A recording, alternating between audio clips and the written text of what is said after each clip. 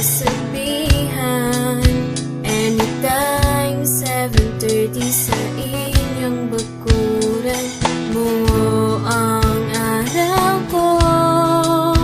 Marinig ko lang ang mga himig mo. Hindi ko man alam kung nasan ka. Wala man tayong komunikasyon. Maghihintay sa'yo sa inyong labas, dahil ikaw ang best friend ko.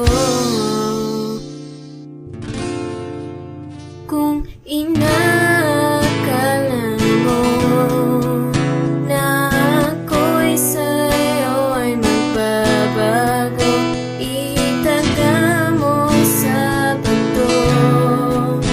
Dumaan man ang maraming Pasko, kahit na di mo na ako pansinin, kahit na di mo na ako mahalin, ikaw pa rin ang best friend